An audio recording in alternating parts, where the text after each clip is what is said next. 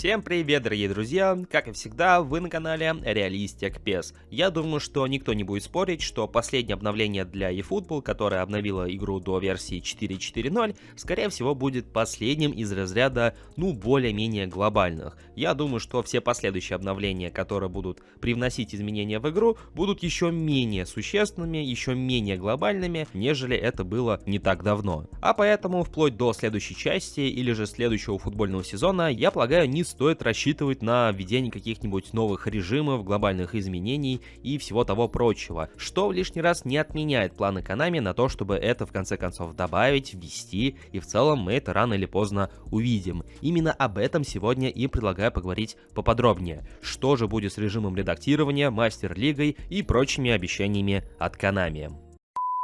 Все мы с вами знаем, что если копить монеты в eFootball, то все равно не удастся выявить желаемого эпика. А поэтому, если вам необходимо приобрести монеты для eFootball Mobile, то вам на PlayRock. PlayRock — это маркетплейс товаров и услуг. Помимо приобретения желаемого товара, вы также можете предложить свои товары и услуги. А выводить средства с их сайта стало еще выгоднее, нежели раньше. И теперь комиссия с вывода снижена с 10% до 5 или 6% в зависимости от выбранного вами способа. Приобрести любой интересующий вас товар можно быстро и, самое главное, легко. Выбираем удобный способ и оплачиваем в пару кликов. Все происходит быстро и, самое главное, безопасно. И не так давно на PlayRock стартовал новый весенний розыгрыш, в котором можно выиграть игровой ноутбук, iPhone 16 Pro Max и PlayStation 5 Pro, а также 5000 рублей на свой аккаунт на PlayRock. Условия участия крайне простые. Вам достаточно подписаться на PlayRock в их соцсетях и также совершить платеж более чем на 500 рублей. И чем больше у вас билетов в рамках данного конкурса, тем больше шансов на победу. Результаты станут известны уже 24 апреля на официальном YouTube-канале PlayRock.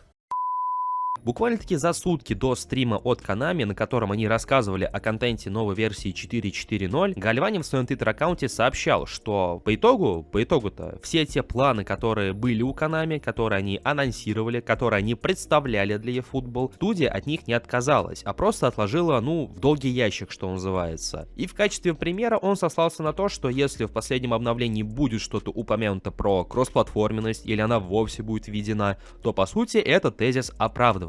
Поскольку тот же самый кроссплей был частью первоначальных планов от Konami. И получается, что спустя 3 года, даже почти 4 года, мы действительно увидели его воплощение. И заодно воплощение тезиса о том, что Konami не отменила свои первоначальные планы, просто отложила их на какое-то время. И по сути, релиз кроссплея в eFootball с последним обновлением стал лишним тому подтверждением. Уже появилась информация о том, что Konami отказались от добавления кроссплея для мобильных устройств и, соответственно, от поддержки мобильного геймпада, что также являлось частью первоначальных планов, в то время как про все остальные планы, про режим редактирования, мастер-лигу и прочие подобные моменты, подобных заявлений не было. Наоборот, были новости о том, что Konami перенесли релиз того или иного режима. Также, как мы помним из слов продюсера серии, который сообщал об этом на соответствующей выставке в Турции, работа над мастер-лигой по сути завершена, но просто они не захотели выпускать ее из-за того, что не были удовлетворены